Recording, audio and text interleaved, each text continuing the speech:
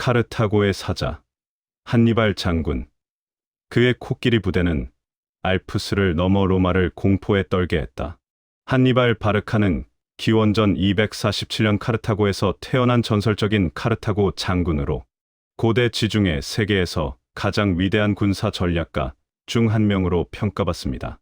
그의 아버지 하밀카르 바르카는 제1차 포에니 전쟁에서 로마 공화국에 패배한 후 복수의 불씨를 키웠고, 한니발은 어린 나이부터 그 증오를 물려받아 로마를 상대로 한 제2차 포에니 전쟁의 주역이 되었습니다. 26세의 카르타고 군대의 총사령관으로 임명된 그는 알프스 산맥을 횡단하는 전무후무한 원정으로 이탈리아 반도를 침공, 트레비아 강 전투, 트라시멘의 호수 전투, 그리고 절정인 칸나의 전투에서 로마군을 잇따라 격파하며 로마를 공포의 도가니로 몰아넣었습니다. 그러나 카르타고 본국의 지원 부족과 로마의 끈질긴 저항으로 인해 전쟁은 장기화되었고, 결국 자마 전투에서 푸블리우스 코르넬리우스 스키피오 아프리카누스에게 패배한 후 망명 생활을 이어가다 기원전 183년의 자살로 생을 마감했습니다. 한니발의 삶은 단순한 전쟁 이야기 이상으로 복수와 야망, 천재성과 운명의 충돌을 상징하는 서사시로 로마 제국의 팽창 과정을 바꾼 결정적 인물로 역사에 새겨져 있습니다. 그의 전략은 나폴레옹, 웰링턴, 몽고메리 같은 후대 장군들에게 영감을 주었으며, 현대 군사학 교본에서도 그의 전술이 자주 인용되며 명화와 소설에서 영웅적 이미지를 불멸시켰습니다. 그는 단순한 장군이 아니라 로마의 악몽이자 카르타고의 불멸의 사자로 불립니다. 카르타고는 고대 페니키아인들이 기원전 814년경 세운 번영한 해양 도시 국가로 지중해 무역의 중심지이자 강력한 해군력을 자랑했습니다. 북아프리카의 지중해 연안에 위치한 이 도시는 현재 튀니지의 수도 튀니스 근교, 구체적으로 튀니스 호수 동쪽 언덕에 유적이 남아 있으며 유네스코 세계유산으로 지정되어 고고학자들의 보고로 여겨집니다. 옛 카르타고는 원형 항구와 토파스 신전, 거대한 극장, 주택 유적 등이 발굴되어 그 영광을 증언합니다. 로마와의 세 차례 포에니 전쟁 끝에 완전히 파괴되었으나 로마 시대에 재건되어 번영했으며, 지금은 평화로운 주거 지역과 국립박물관으로 변모해 관광객들이 방문합니다. 튀니지 정부는 이 유적을 보호하며 주변 로마 시대 목욕탕과 빌라, 유적과 함께 고대 지중해 문명의 융합을 보여줍니다. 카르타고의 위치는 전략적으로 너무 중요했기에 로마가 이를 불태운 후에도 그 잔재가 현대 아프리카와 유럽의 문화 교류를 상기시킵니다. 그곳의 황금빛 모래와 푸른 바다가 어우러진 풍경은 한때 무역선들이 드나들던 번영의 상징이었으며, 오늘날에도 방문자들에게 고대 제국의 위용을 속삭입니다. 그날 카르타고의 뜨거운 태양이 하늘을 불태우듯 내리쬐는 가운데 하밀카르 바르카의 저택에서 한 아이의 울음소리가 천둥처럼 울려 퍼졌습니다. 기원전 247년 지중해 바다에서 불어오는 소금기 어린 바람이 창문을 스치며 마치 바알 신의 축복처럼 방 안을 가득 채웠습니다. 아이의 이름은 한니발, 바알 신의 은총이라는 뜻으로 카르타고의 수호신 바알이 불과 전쟁, 번영의 신이었듯이 그의 운명도 불꽃처럼 타오르고 폭풍처럼 휘몰아칠 것이었습니다.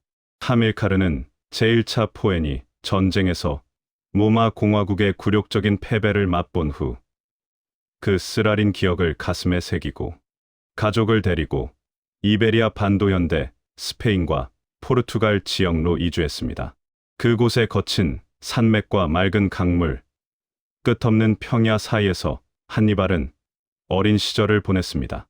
아버지의 군대 캠프에서 그는 매일 창과 방패를 들고 연습하며 전쟁의 냄새를 익혔습니다. 9살 때 하밀카르는 아들을 제단 앞으로 데려갔습니다. 불꽃이 춤추는 제단 위에 손을 올려놓고 아버지의 낮고 단호한 목소리가 울렸습니다. 로마를 영원히 증오하라. 그들의 피로 우리의 복수를 갚아라. 내 삶의 모든 순간이 그 증오로 불타오르게 하라. 어린 한니발의 눈동자에는 불꽃이 반사되어 미래의 피비린내 나는 전쟁 장면들이 스치듯 떠올랐습니다. 이 맹세는 단순한 어린아이의 서약이 아니었습니다. 그것은 그의 영혼을 불태우는 영원한 불씨가 되었고, 로마인들은 훗날 이 이야기를 전해 듣고 카르타고에 저주받은 자식이라 속삭이며 두려워했습니다. 하밀카르는 아들을 키우며 전략과 지도력을 가르쳤고, 한니발은 이베리아 부족들의 언어와 풍습을 익히며 다문화적인 지휘력을 쌓았습니다. 그는 이미 어린 나이부터 병사들 사이에서 작은 사자로 불렸습니다. 그 별칭은 그의 날카로운 눈빛과 대담한 기질에서 비롯되었으며, 주변 부족들은 그를 보며 미래의 정복자를 예감했습니다. 이베리아의 군대 캠프에서 한니발은 전쟁의 생생한 맛을 알았습니다. 아버지의 병사들이 창을 휘두르고 방패를 두드리는 소리, 적 부족들의 함성과 화살비가 쏟아지는 가운데 그는 전략의 기초를 배웠습니다. 하밀카르가 갑작스러운 사고로 죽자 형 하스드루발이 지휘권을 이어받았고, 한니발은 그의 충실한 부관이 되었습니다. 하스드루발은 이베리아를 정복하며 카르타고의 세력을 키웠고, 한니발은 그 과정에서 수많은 전투를 경험하며 성장했습니다. 221년, 하스드루발이 적의 암살자에게 목숨을 잃자 26살의 젊은 한니발이 군대의 총사령관으로 추대되었습니다. 그의 아내 이밀케는 이베리아 부족의 고귀한 공주로, 검은 머리카락이 물결치고 불타는 듯한 눈빛을 잦은 강인한 여인이었습니다. 그녀는 한니발의 야망을 속삭이며 지지했습니다. 당신의 검은 로마의 심장을 꿰뚫을 거예요. 우리 부족의 피가 그 검을 더 날카롭게 할 테니. 한니발은 그녀와의 결혼을 통해 이베리아 부족들의 충성을 얻었고, 이는 그의 군대에 강력한 동맹을 더했습니다. 병사들은 그를 사자라 부르며 따랐습니다. 그의 외눈 한쪽 눈을 질병으로 잃었다는 기록도 있다은 오히려 그를 더 위압적으로 만들었으며, 적들은 그 시선에 압도당했습니다. 캠프의 밤하늘 아래 한니발은 별을 보며 로마의 파멸을 꿈꾸며 계획을 세웠습니다. 로마 공화국은 카르타고의 부활을 결코 용납할 수 없었습니다. 한니발은 로마의 동맹 도시 사군툼을 포위하고 함락시켰습니다. 성벽이 무너지는 굉음 속에 병사들의 함성이 울려 퍼졌고, 불길이 도시를 삼키며 하늘을 붉게 물들였습니다. 화염의 열기가 피부를 태우고 비명이 공기를 찢는 그 순간, 이는 제2차 포엔이 전쟁의 불씨가 되었고, 로마 원로원은 카르타고에 전쟁을 선포했습니다. 218년 봄, 한니발은 4만 명의 보병, 8천 명의 기병, 그리고 38마리의 거대한 전투 코끼리를 이끌고 이베리아를 출발했습니다. 그의 계획은 미치광이처럼 대담했습니다. 알프스 산맥을 넘어 로마의 심장부인 이탈리아 반도로 직행하는 것. 피레네 산맥을 넘을 때 이미 병사들은 피로에 지쳐 있었고, 가파른 산길에서 적 부족들의 화살이 비처럼 쏟아졌습니다. 론 강을 건널 때 코끼리들은 거센 물살에 휘말려 울부짖었고, 한니발은 직접 강물에 뛰어들어 병사들을 독려했습니다. 바알 신이 우리를 지켜보고 있다. 이 강을 건너 로마의 피를 맛보자. 물보라가 하늘을 가리고 강물이 소용돌이치며 병사들을 삼키려 했으나, 그의 용기에 감화되어 강을 건넜고, 그 과정에서 수많은 목숨을 잃었지만 군대의 사기는 더욱 높아졌습니다. 바람이 휘몰아치고 물보라가 얼굴을 때리는 그 순간, 한니발의 결의는 불타올랐습니다. 알프스 산맥에 도달한 순간, 진정한 지옥의 문이 열렸습니다. 눈 덮인 봉우리들이 하늘을 찌르고 매서운 추위가 뼈를 파고들며 병사들의 살을 얼어붙게 했습니다. 바람이 휘몰아치며 눈보라를 일으키고 발밑에 미끄러운 길에서 병사들이 절벽으로 추락하는 비명이 산맥을 메아리쳤습니다. 코끼리들의 발이 얼어붙어 갈라지고 그들의 포효가 고통으로 변해 산을 울렸습니다. 한니발은 거대한 바위를 막은 길을 뚫기 위해 병사들에게 불을 피워 바위를 가열하라고 명령했습니다. 불꽃이 밤하늘을 밝히고 식초를 부어 바위를 깨뜨리는 소리가 천둥처럼 울리며 마침내 길이 열렸습니다. 병사들은 굶주림에 시달려 말고기와 눈을 씹으며 버텼고 산악 부족들의 습격으로 밤마다 피를 흘렸습니다. 한니발은 불꽃 곁에서 병사들을 모아놓고 외쳤습니다. 이 고난이 우리를 강하게 만든다. 로마는 우리 발 아래 무너질 것이다. 상상해 보아라. 로마의 거리에서 우리의 깃발이 휘날리는 그날을. 눈보라가 얼굴을 때리고 추위가 영혼을 얼리는 그 15일 동안 절반의 병력을 잃었지만 이탈리아 평야에 도착한 한니발의 군대는 2만 명의 보병과 4천 명의 기병, 그리고 몇 마리의 코끼리뿐이었습니다. 그러나 그 순간 로마는 충격에 휩싸였습니다. 알프스의 괴물이 왔다. 코끼리를 이끌고 산맥을 넘어온 사자. 로마 시민들은 거리에서 속삭였고 원로원은 긴급 회의를 소집했습니다. 알프스의 바람이 여전히 그들의 귀에 메아리쳤습니다. 첫 번째 주요 조우는 티키누스 강에서 벌어졌습니다. 로마 집정관 푸블리우스 코르넬리우스 스키피오가 한니발을 막기 위해 급히 군대를 이끌고 달려왔습니다. 강변의 안개가 자욱한 새벽, 로마 기병들이 돌진했으나 한니발의 누미디아 기병들이 번개처럼 측면을 파고들었습니다. 말발굽 소리가 대지를 울리고 창이 부딪히는 금속성 소리가 공기를 찢었습니다. 스키피오는 어깨에 창을 맞고 말에서 떨어져 부상당했으며 그의 군대는 패주했습니다. 한니발은 포로들을 풀어주며 이탈리아 도시들에게 속삭였습니다. 나는 로마의 적이지 너희의 해방자다. 로마의 폭정이 끝날 때가 왔다. 이 승리는 한니발의 군대에 새로운 에너지를 불어넣었고 로마는 처음으로 그의 위협을 실감했습니다. 피비린내와 승리의 함성이 강변을 가득 채웠습니다. 겨울이 깊어지자 트레비아 강 전투가 벌어졌습니다. 한니발은 강을 건너 로마 군대를 유인하는 교활한 전략을 세웠습니다. 추운 새벽, 병사들은 강물에 발을 담그고 떨었으나 한니발의 형제 마고가 매복한 부대가 후방에서 기다리고 있었습니다. 로마군이 중앙으로 돌진하자 마고의 기병이 번개처럼 습격했습니다. 강물이 피로 물들고 로마 병사들의 비명이 메아리쳤습니다. 살아남은 코끼리들은 적진을 짓밟으며 공포를 퍼뜨렸고 3만 명의 로마군 중 2만 명이 죽었습니다. 한니발은 검은 코끼리 위에서 지휘하며 웃었습니다. 바알 신의 은총이 우리와 함께한다. 이 피가 로마의 끝을 예언한다. 코끼리들의 포효가 대지를 진동시키고 로마군은 그 거대한 그림자에 압도당했습니다. 217년 봄, 한니발은 이탈리아 중부로 대담하게 진군했습니다. 로마 집정관 가이우스 플라미니우스가 성급하게 추격했으나 트라시메네 호수 근처 안개에 낀 협곡에서 치명적인 함정에 빠졌습니다. 새벽 안개가 호수를 덮고 주변 산맥이 자연적인 장벽을 이룬 그곳에서 한니발의 군대가 은밀히 매복했습니다. 로마군이 협곡으로 들어서자 한니발의 함성이 산을 울렸습니다. 공격하라. 바알 신의 이름으로.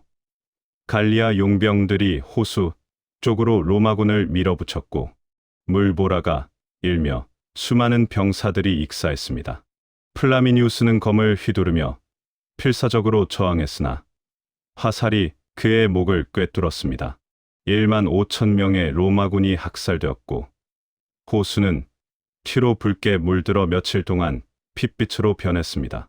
한니발은 해방된 포로들에게 말했습니다. 로마의 폭정은 끝났다.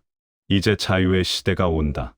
호수의 물결이 여전히 핏빛으로 출렁였습니다.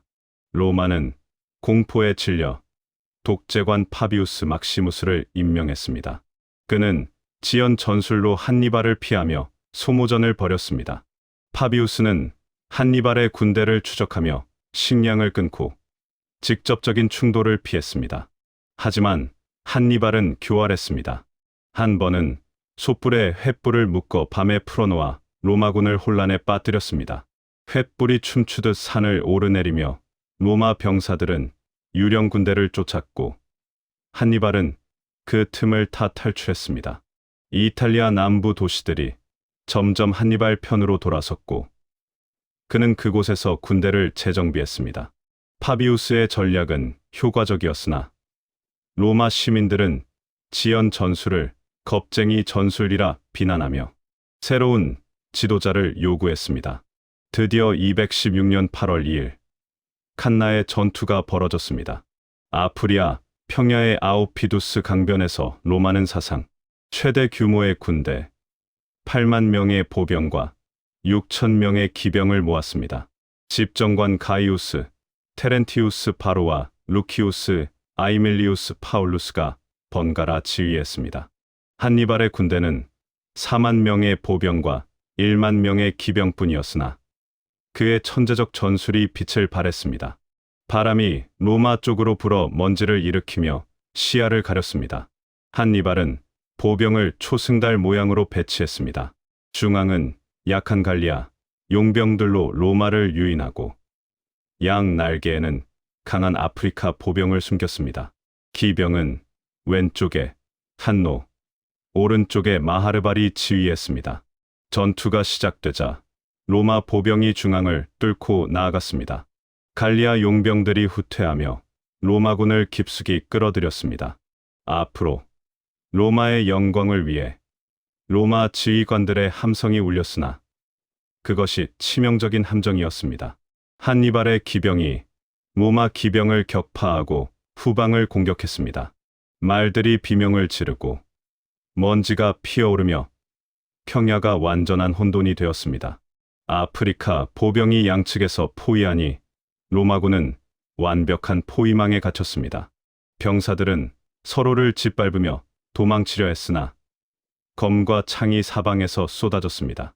5만에서 7만 명의 로마군이 죽거나 포로가 되었습니다. 파울루스는 말에서 떨어져 숨을 거두며 중얼거렸습니다. 로마가 무너지다니, 우리의 영광이 이렇게 끝나다니. 한니발의 부하 마하르발이 조언했습니다. 로마로 직행하라. 도시를 함락시키자. 그러나 한니발은 망설였습니다. 카르타고 본국의 지원 부족 때문이었을까요? 아니면 로마의 방어선을 과소평가한 탓일까요? 칸나의 피바다는 로마의 엘리트 계층을 잃게 했고 한니발은 로마 귀족들의 반지를 모아 3부셀 넘게 카르타고로 보냈습니다. 그 반지들은 피로 물든 증거로 카르타고 의회에서 큰 환호를 받았습니다. 평야는 시체로 뒤덮여 바람이 핏비린내를 퍼뜨렸습니다. 칸나의 후 카푸아와 타렌툼 같은 주요 도시들이 한니발을 환영하며 로마로부터 이탈했습니다. 시칠리아 섬에서 반란이 일어나고 마케도냐 왕 필리포스 5세가 동맹을 맺어 로마를 압박했습니다. 한니발은 이탈리아 남부를 장악하며 로마를 포위하는 듯 보였으나 로마는 포기하지 않았습니다. 파비안 전략으로 돌아가 한니발의 군대를 고립시켰고 식량 보급을 끊으며 장기전을 벌였습니다. 207년 한니발의 형 하스드루발이 알프스를 넘어 지원군을 이끌고 왔으나 메타우루스 전투에서 로마군에게 패배했습니다. 로마군이 하스드루발의 잘린 머리를 한니발의 캠프에 던지자 한니발은 땅에 무릎 꿇고 절규했습니다. 형제여, 로마가 우리를 삼키려 한다. 하지만 나는 포기하지 않겠다. 이 사건은 한니발의 사기를 꺾었고 그의 군대는 점점 쇠퇴했습니다. 머리가 굴러떨어지는 소리가 그의 가슴을 찔렀습니다. 203년 젊은 로마 장군 스키피오 아프리카누스가 카르타고 본토를 침공하자 한니발은 본국으로 소환되었습니다. 자마 전투에서 한니발은 80마리의 코끼리를 앞세워 돌진했으나 스키피오의 기병이 코끼리들을 혼란에 빠뜨렸습니다. 코끼리들의 포효가 대지를 흔들었으나 누미디아 왕 마시니사의 배신으로 한니발의 기병대가 무너졌습니다. 전투는 로마의 승리로 끝났고 카르타고는 항복했습니다. 한니발은 패배의 쓰라림을 삼키며 카르타고로 돌아왔습니다. 코끼리들의 비명이 여전히 그의 귓가에 맴돌았습니다. 전쟁 후 한니발은 카르타고의 숲의 트집정관가 되어 개혁을 단행했습니다. 부패한 귀족들을 척결하고 세금을 개편해 로마에 막대한 배상금을 지불했습니다. 그의 개혁은 카르타고를 재건하려는 노력이었으나 로마의 압력과 내부 배신으로 195년 망명길에 올랐습니다. 시리아의 안티오코스 3세에게 조언하며 다시 로마와 싸웠으나 마그네시아 전투 패배 후 아르메니아와 비티니아로 도망쳤습니다. 그곳에서 그는 로마의 추격을 피해 은둔 생활을 했으나 로마 사절단의 접근을 감지하고 독약을 준비했습니다. 183년 비티니아의 리비사에서 로마 사절이 다가오자 한니발은 독약 반지가 든 잔을 들었습니다. 로마가 늙은이의 죽음을 기다리는 수고를 덜어주마. 나의 삶은 끝나지만 나의 증오는 영원하다. 그의 죽음은 영원한 전설이 되었습니다. 한니발의 유령은 로마 제국을 영원히 괴롭혔고 선대까지 그의 전략은 군사학의 교본으로 연구됩니다. 알프스의 바람, 칸나의 피바다. 그의 삶은 불멸의 서사시로 증오와 천재성의 교차로에서 빛납니다. 카르타고의 사자 한니발, 그의 코끼리 부대가 알프스를 넘던 그날부터 로마는 영원히 그의 이름을 두려워했습니다. 그의 삶은 불멸의 서사시로 증오와 천재성의 불꽃으로 타오릅니다. 그 유산은 오늘날에도 전쟁의 역사를 재정의합니다.